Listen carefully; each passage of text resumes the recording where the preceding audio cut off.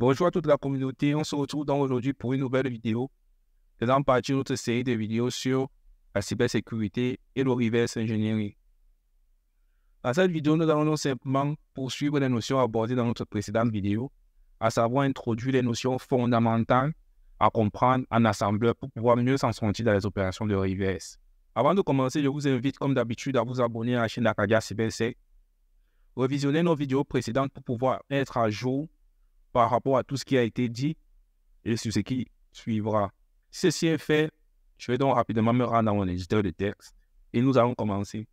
Alors, dans notre précédente vidéo, nous avons simplement développé ensemble ce petit script en assembleur, nous permettant tout simplement de pouvoir printer un message dans notre terminal. Simplement, ce script nous permet de pouvoir afficher cette chaîne de caractères Hello World dans notre terminal assez simplement. Dans la vidéo d'aujourd'hui, nous allons donc simplement créer un nouveau script que nous allons donc améliorer avec des commandes un peu plus poussées en assembleur, nous permettant donc simplement de pouvoir revoir des notions telles que la récupération d'entrée clavier de l'utilisateur en programme assembleur, également d'introduire des notions telles que les boucles conditionnelles et les sauts. Une fois que cela a été fait, donc, nous allons donc simplement venir ici et créer un nouveau fichier que nous allons simplement appeler Arcadia.asm, qui est notre extension pour notre fichier assembleur. Donc, et dans ce fichier, je vais donc simplement ici rapidement copier tout le contenu de mon fichier Hello de la dernière fois et je vais venir le coller ici. Alors, premièrement, sans plus tarder, nous allons donc commencer par ici ajouter une nouvelle section ici. Cette section, nous allons simplement l'appeler BSS. C'est dans cette section que nous allons déclarer nos différentes variables non signées. Également, autre petit point ici, je vais donc simplement venir ici, tout en bas, sur mes quelques lignes me permettant donc de quitter mon programme proprement. Je vais donc simplement ici créer une étiquette pour pouvoir quitter mon programme, me permettant ainsi de pouvoir à chaque fois réappeler cette suite d'instructions sans avoir à réécrire les lignes dans mon programme. Mon étiquette, je vais donc simplement l'appeler exit programme. Voilà. Et je vais donc lui passer les différentes instructions. Donc ici, je n'ai plus besoin de cette ligne, puisque je n'aurai plus qu'à rappeler mon étiquette pour pouvoir utiliser, quitter mon programme. Donc ici également, je vais introduire ici une notion plus propre parce que cette manière de déplacer la valeur 0 dans mon répertoire LD me permettait simplement de remettre mon répertoire à l'état initial. Mais ici, il existe une manière un peu plus propre de le faire. C'est simplement avec la commande RDI. Donc cette commande fait exactement la même chose que celle-ci, mais de manière plus propre. Donc voilà pour mon étiquette exit programme qui est créée. Ça, je peux le mettre en bas. Également ici, notons ici que mon script sera donc divisé en 4 parties. Une première partie qui sera simplement la demande de saisie. Ici, je peux par exemple maintenir mon script de la dernière fois pour afficher le Hello World à chaîne de caractères et remplacer simplement mon message par le message que je voudrais afficher. Également, il y aura une partie qui sera réservée à la lecture entrée utilisateur. Nous aurons bien sûr une section qui sera pour l'affichage de la saisie utilisateur. Bien sûr, après, nous aurons la partie suivante qui sera simplement la comparaison de l'affichage du résultat, qui sera ici en l'occurrence notre dernière partie. Alors, avant de commencer, je vais donc simplement rapidement expliquer ce que fera mon script. Mon script sera donc un script assez simple qui va simplement demander à l'utilisateur de deviner un chiffre. L'utilisateur donc pourra donc entrer une tentative et si le chiffre est bon, on lui renvoie un message de félicitations. Donc, pour donc y arriver, comme on a dit, notre script sera donc divisé en 4 parties.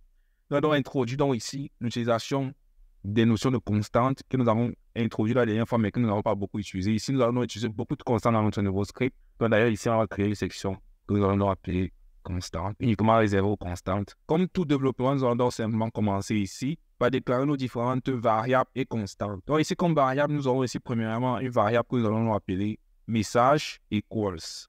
Dans cette variable-ci, nous allons donc simplement ici entrer la chaîne de caractères suivante, 3 étoiles, good job. Comme la dernière fois, on va simplement définir une chaîne de caractères ici pour notre variable message. Là, je peux aussi enlever le commentaire que j'avais mis la dernière fois-ci. Très bien. Nous allons donc ici également définir un autre message ici. Cette fois-ci, ce sera le message not equals. Simplement pour dire si les valeurs ne sont pas égales. Pareil, on définit notre chaîne de caractères ici. Simplement, là, on va mettre no. Très bien, on va ici mettre 10 pour spécifier le retour à la ligne. Nos deux chaînes de caractères sont créées.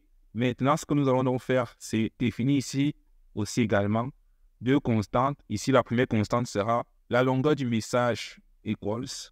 On va seulement ici l'appeler message underscore len pour dire la longueur donc, du message equals. Ici, on va simplement lui passer donc un paramètre ici. On le définit en tant que constante, comme nous l'avons dit la dernière pour les constantes sur le mot-clé EQ. Et on lui donne donc la valeur ici $-message equals. Alors, cette ligne va simplement nous récupérer donc automatiquement dans la variable message len la longueur en fait de ce message pour pouvoir simplement réserver ici l'espace nécessaire sur les registres.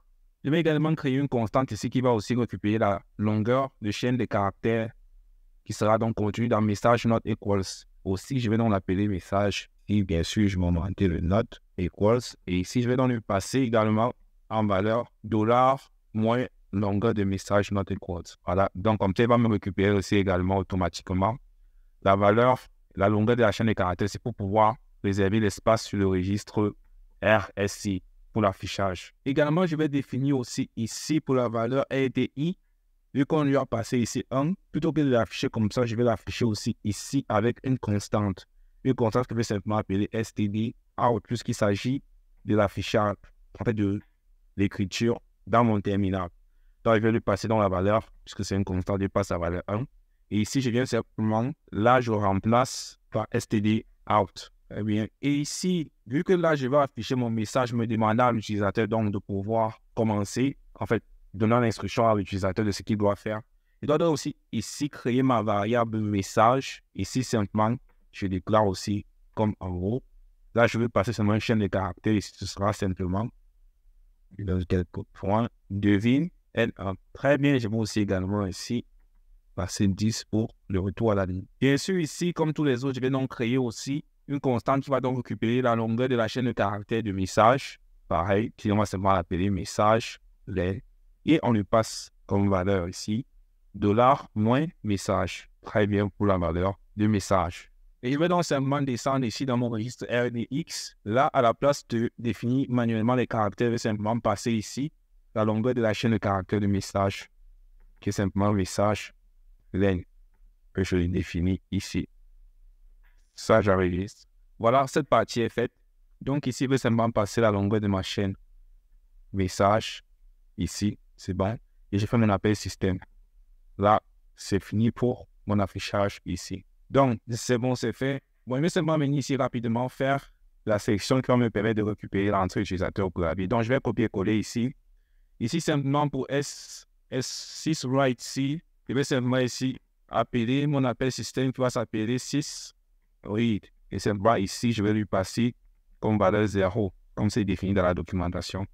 Également pour std out, je vais aussi créer mon appel système std in pour récupérer la valeur en entrée. Également, lui, on va lui passer 0 pour avoir un code plus propre. Et donc, je descends ici dans S6 write, je vais plutôt appeler 6 read 0 et ici std in. C'est bon, c'est fait. Ici, la valeur qui sera récupérée ici, dans la variable, ce sera user entry. J'ai donc défini ici, je dois donc définir ici ma valeur user entry que voici. Simplement, je lui demande ici, cette ligne s'il me permet seulement de réserver cet emplacement mémoire pour récupérer ma valeur sur mon registre. Donc, simplement ici, la section ci me permet simplement de déclarer des variables non signées.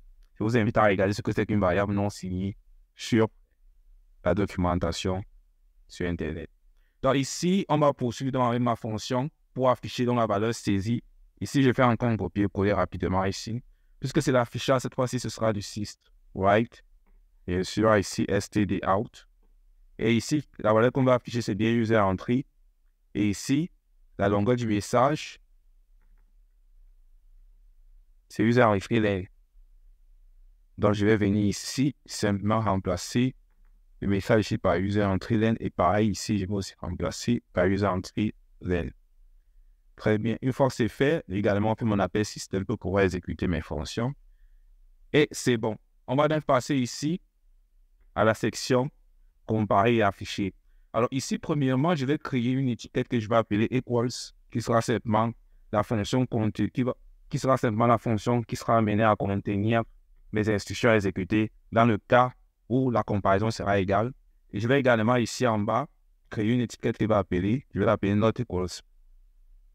Il sera mieux dit comme ça. Voilà, j'efface le N. C'est bien. Lui également, il va contenir les instructions si ma comparaison n'est pas égale. Donc là, je vais rapidement aussi ici faire un copier-coller là. Puisque là, je veux simplement afficher un message. Voilà, ici c'est sys_write, std out. Ici, le message, ce sera simplement message equals que j'ai créé ici. Et ici, la longueur du message sera simplement message equal len. Je le prends rapidement et je le mets là. Pareil, on fait l'appel système. Et ici, à la fin, on va introduire une nouvelle notion qui sera simplement la fonction jump, qui va simplement nous permettre à la fin de pouvoir sauter pour tomber dans une autre étiquette. Ici, vous simplement faire un jump vers la valeur du programme. Tout simplement demander que si cette instruction soit exécutée, simplement il saute et il tombe dans exit programme pour à la fin pouvoir quitter le programme sans exécuter cette suite d'instructions-ci.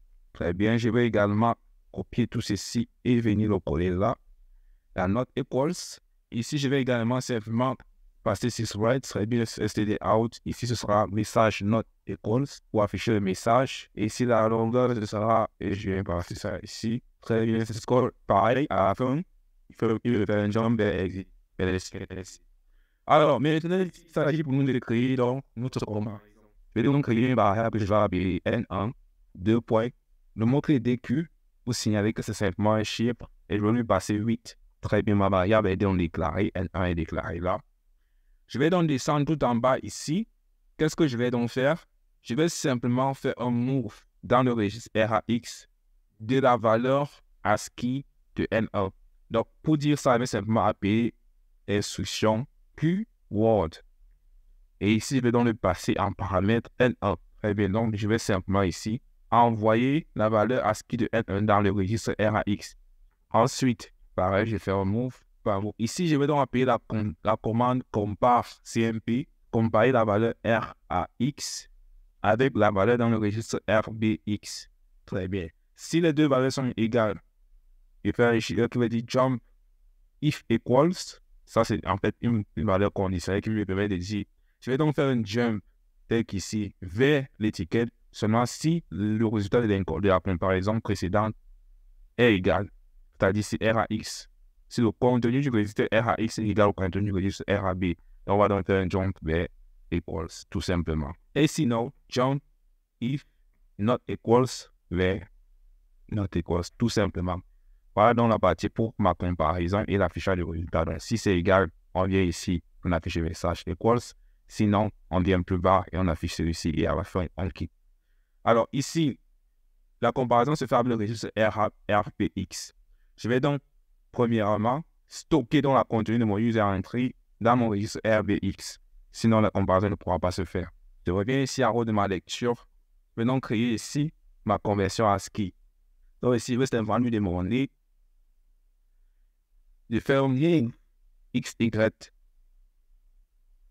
un mot ZX, autant pour moi, dans RBX. Donc, on déploie dans le registre RBX la valeur byte de user entry. C'est-à-dire, il doit me convertir user entry ASCII en valeur numérique. C'est-à-dire, la valeur qui a été récupérée au clavier est récupérée en tant que texte. Cette valeur doit donc être convertie dans la valeur numérique pour pouvoir être comparée avec la valeur numérique N1. Donc ici, je passe donc ici simplement user entry. Et bien sûr, en bas, je valide la conversion en ASCII avec le mot-clé 0. Donc je récapitule. Ici, je charge ma valeur en bit de user entry dans mon registre RBX. Et ici, je convertis donc cette valeur contenue dans le registre RBX en valeur numérique. C'est simplement ce que font ces deux lignes. Comme ça, ici, plus bas, je pourrais simplement récupérer ma valeur RBX pour comparer à ma valeur RAX qui aura récupéré la valeur de N1. Voilà, c'était tout pour mon code. Très simple. Maintenant, je peux le sauvegarder, quitter le compiler, le tester. Je me rends dans mon répertoire simplement ici. Je vais ouvrir le terminal. Après ça, je vais baisser la fenêtre. Ok, simplement ici, comme d'habitude, la dernière fois, nous avons vu la commande pour pouvoir compiler, c'est simplement NAS. Ici, j'appelle mon fichier, c'est simplement acadia.asl. Et si je veux le compiler, donc ici, en acadia. Voyons. Alors, ici, il me dit, il y a la variable user entry max len n'est pas définie. Alors, simplement, je vais donc rentrer user entry max len, ma variable, je vais donc monter la définir. Ouais, c'est vrai, je vais donc définir ça ici, la constante, je vais simplement égal à quoi et plus. On va par exemple lui passer ici 2. On va dire par exemple qu'il ne prend en compte que 2 caractères. Notons ici que nous allons donc plus tard expliquer, grâce à cette valeur, nous allons donc initialiser un moteur de buffer overflow. Pour l'instant, nous allons donc définir comme ça manuellement 2 caractères en supposant que l'utilisateur va donc entrer un seul chiffre. Le deuxième caractère sera simplement mis ici pour la valeur du retour à la ligne. Donc, grâce à cette petite ligne-ci, nous allons donc pouvoir, vu que dans notre code, nous n'avons pas donc ici de vérification au niveau de l'entrée utilisateur, nous avons donc une possibilité ici de faire un buffer overflow. Nous allons illustrer ce que c'est qu'un buffer overflow grâce à ce petit exemple plus tard. Donc, je reviens ici, je recompile mon programme. Donc, je sauvegarde déjà la modification que je viens de faire. J'ai défini donc ma longueur de caractère puis pour l'entrée utilisateur à 2, c'est-à-dire un caractère pour le chiffre, le deuxième caractère c'est pour le retour à la ligne. Parce qu'on a toujours besoin de rajouter plus de caractères que de caractères qui seront entrés. Donc, je viens ici et je relance. C'est bon, ça a marché. Faire un link et je vais ici en sortie Acadia. Alors, je valide. Et si je liste ici, très bien, je peux donc voir que mon exécutable Acadia est là. Et si je valide, mon code s'exécute normalement, me demande ici de deviner la valeur de N1. Alors, ici, nous pourrons donc voir que si, cette fois-ci, je relance mon script ici, et que comme voilà, je lui passe par exemple 1, 2, 3, 4, 5, nous pourrons simplement voir ici donc qu'il y a donc un problème parce que le reste des valeurs sont non exécutées ici en tant que commande. Donc, par exemple, ici, si je relance mon script ici, et que ici, je fais donc 1, 2, puisque je sais que mon buffer prend seulement 2 caractères pour mon entrée utilisateur, et que par la suite, je demande par exemple ls, et que je vais dans mon programme, on peut bien voir que ça exécute mon programme, ça me dit non, c'est pas bon. Par contre, ici à la fin, ça exécute également la commande en interne dans mon système d'exploitation. Donc ça, c'est une vulnérabilité, par exemple, qui peut être exploitée. Donc ça, c'est de là que part l'attaque de buffer overflow. C'est simplement d'envoyer plus de caractères que ce qui est prévu, d'envoyer seulement plus de caractères que ce qui est prévu et alloué dans l'espace mémo au niveau du registre. Bon, on ne va pas approfondir cette notion aujourd'hui parce que ce n'est pas le sujet de la vidéo, mais la vidéo a pour sujet le reverse engineering. Donc, on va directement, sans peu tarder, passer au reverse de notre application. Alors, pour aujourd'hui, nous allons donc procéder à un simple débugage. Nous allons effectuer notre reverse à travers le débugage. Ici, nous n'allons utiliser aucun outil spécifique. Donc, ici, je vous invite d'abord déjà rapidement à installer un plugin intéressant pour DGB. Ici, ce plugin, c'est simplement, donc c'est PWNDBG. C'est un plugin très intéressant qui vous permet donc d'accompagner tout ce qui sera charte graphique et certaines fonctionnalités à votre débugage par défaut de Linux DBG. Donc, vous pouvez simplement l'installer directement via le dépôt officiel GitHub ici avec les 3 commandes suivantes. C'est très simple, c'est juste ces 3 commandes à entrer et tout est fait. Donc, je ne vais pas le faire ici parce que moi, je l'ai déjà fait. Donc, je vous invite à installer pour avoir le même rendu que moi. Donc, ici, je vais donc rapidement passer ici. Alors, dans mon cas, j'ai dans mon binaire ici. Mon objectif est donc de pouvoir, vu que j'ai vu mon fonctionnement de binaire ici rapidement, de pouvoir retrouver la valeur de N1 sans toutefois pouvoir avoir quelconque accès au code source à l'occurrence. Donc, ici, il s'agit donc de faire du reverse sur mon exécutable ici, Acadia, pour pouvoir donc retrouver les valeurs à l'intérieur. Donc, ici, qu'est-ce que je vais faire? Je vais donc lancer donc mon outil de débugage, GDB, qui est mon outil me permettant donc de faire le débugage sur mon système. Donc, je lance dans mon GDB et j'appelle donc mon exécutable ici, mon binaire, Acadia, et je valide. Donc là, je patiente. Là, nous avons donc mon débugger, mon outil de débugage qui est lancé. Très intéressant ici. Qu'est-ce que je vais faire ici? Je vais donc simplement passer la commande start. Qu'est-ce que je peux donc voir? Donc ici, j'ai donc ici, premièrement, tous mes registres qui sont donc utilisés par mon application, c'est-à-dire par mon binaire, mon code que je vais de créer. Ça dans les différents registres ici tels qu'ils ont été définis. Nous avons par exemple RAX ici, RBX, RCX et tous les autres registres. Notons aussi que le RIP ici est un registre très important parce que ce registre contient ici simplement le pointeur vers la prochaine instruction à exécuter. Donc par exemple, dans la notion de Stack Overflow, Il s'agit pour nous, par exemple, ici de venir modifier simplement le pointeur ici pour pouvoir pointer. Lorsqu'on fait un buffer overflow, par exemple, on essaie d'écraser la commande et de modifier le pointeur du registre RIP pour pouvoir pointer vers une autre adresse. C'est comme ça que nous pouvons donc bypasser certains dispositifs de sécurité dans les applications. Par exemple, ici dans mon cas, je peux voir seulement que j'ai l'adresse ici en hexadécimal 0x401.00. C'est simplement l'adresse vers la fonction start qui sera donc ma première fonction qui sera exécutée dans ce contenu. L'adresse est donc contenue vers RIP. Ici également, j'ai donc ici simplement mon code qui est désassemblé ici en assembleur. Bon, dans mon cas, je l'ai écrit en assembleur, donc ça désassemble ici en assembleur. C'est un peu pareil que ce que j'ai écrit. Mais si c'est n'importe quelle cause appelle du Python, ici, ce sera désassemblé également en assembleur. Donc, il faudra travailler en assembleur. D'où l'intérêt d'apprendre à programmer en assembleur, tel que nous l'avons fait précédemment. Alors ici, vous pouvez avoir des registres EDX, par exemple, avec tout ce qui est des registres avec les E-signes. Vous ne pouvez ne pas avoir entendu parler, mais pas de panique. C'est simplement des registres pour les processeurs de type 32 bits. Nous savons donc, par exemple, qu'ici, l'équivalent de EAX, ici, c'est simplement RAX pour le 64 bits.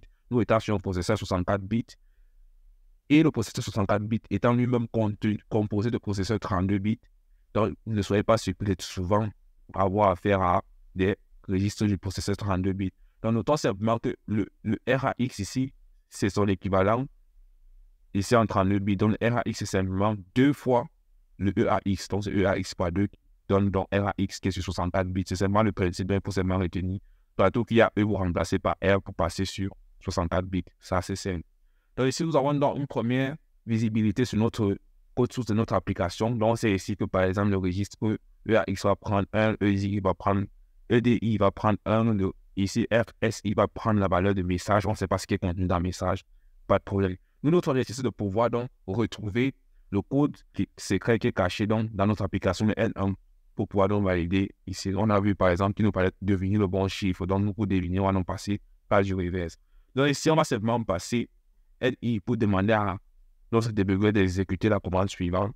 Donc, là, on peut donc voir qu'il a donc lancé le start. Ici, on peut donc bien voir que ici, le pointeur était ici sur move EAX1. On peut donc voir ici que notre valeur RAX a bien pris la valeur 1 ici. C'est la valeur 1 qui est en hexadécimal. Donc, si par exemple, je copie simplement ceci et que j'ouvre un nouveau terminal là, vous allez simplement voir, vous allez rapidement ouvrir mon terminal là. Je vais passer Python 3. Et si ici, je colle ma valeur, on peut donc voir simplement que c'est bien 1 ici en hexadécimal. Donc, ça, je vais baisser. Ce sera très important parce qu'ici, on va beaucoup travailler avec les conventions hexadécimales pour obtenir les valeurs réelles, puisque toutes les valeurs qu'on va trouver ici seront des valeurs hexadécimales. Donc, simplement, donc, ici, je poursuis dans mon script. C'est moi, je tape Entrée pour continuer après avoir tapé mon LI. Je vois ici simplement que mon registre EDI a ici récupéré aussi la valeur 1, tel que ça a été défini ici. Ensuite, la prochaine instruction, c'est simplement mon registre RSI qui va donc récupérer la valeur de message valide. LSI a donc bien récupéré le message. Ici, on peut donc voir qu'il a donc récupéré cette valeur simplement et passer dans le registre. Donc, deviner quelle est votre valeur, seulement c'est ça qui est passé ici. Donc, seulement à partir de ça, on peut dire qu'on arrive à reconstituer notre code source sans avoir besoin d'avoir accès au code source. Avec ceci, on peut donc voir que c'est bien ce qu'on a défini. Donc, on va continuer. Notre objectif, c'est donc de trouver la valeur de L1. Je continue simplement. Bon, oui, là, on peut donc voir que ici, il fait donc le 6 call, 6 write pour pouvoir écrire, donc afficher dans le terminal. On va bien que le message qui sera donc affiché, c'est ça, qui passe à la buffer, pas de problème. Je continue. Ici, il passe dans la valeur 0 dans EAX. Seulement ici, pour pouvoir récupérer l'entrée utilisateur. Ça, je poursuis. Très bien, je poursuis. Pour le reste, ce n'est pas très intéressant. Alors ici, il me demande d'entrer dans l'entrée utilisateur ici, qui va donc comparer. Je continue. Ce n'est pas toujours très intéressant. Il récupère l'entrée utilisateur qui convertit en bit ici. Très bien, je continue. Il convertit, je continue, tac. Et tout ça, ce n'est pas très intéressant jusqu'à ici. Je vous épargne un peu les détails. Mais voici la ligne qui m'intéresse ici. Qu'est-ce qu'on constate ici? On constate simplement qu'ici, la valeur L1 est déplacée dans le registre RAX. Et juste après, on va comparer le contenu du registre RAX avec le contenu de RBX.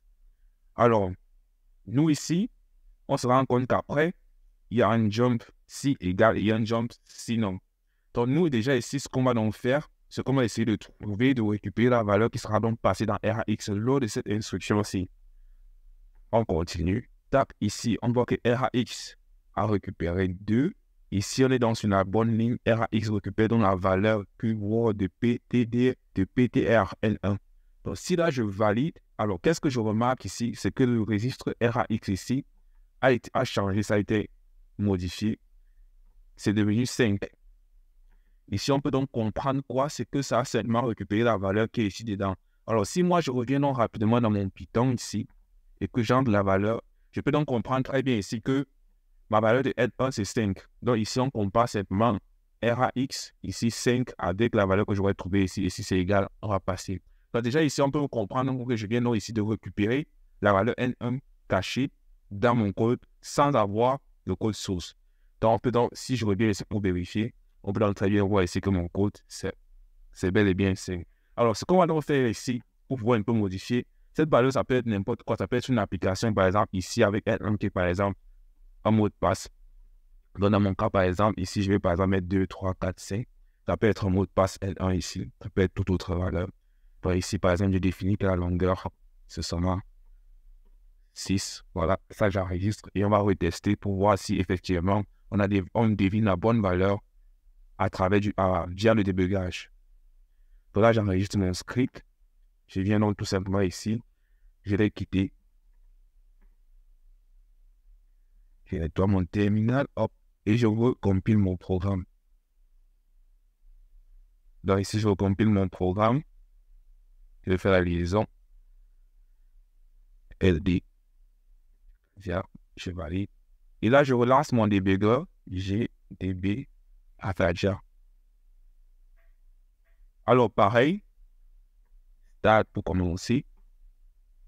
Je mets différentes instructions ici. Alors, notons que la prochaine fois, nous allons introduire la notion de stack. Nous allons un peu expliquer c'est quoi la stack. En français, la pile. Pour ce temps, ce n'est pas ce qui nous intéresse. On va continuer sur ce qu'on a commencé. Initiation reverse. Donc ici, NI pour next instruction. Il passe à l'instruction suivante. Je continue.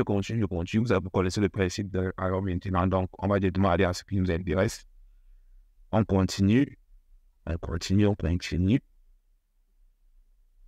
Ah, on est arrivé sur la ligne Move RAX L1. On déplace L1 dans RAX. Donc là, si je tape Entrée, on peut bien voir que mon registre RAX ici a récupéré une nouvelle valeur. Donc ici, je récupère simplement cette valeur hexadécimale. Je viens ici, je convertis. Je n'ai pas réussi à faire la copie. Là, je copie.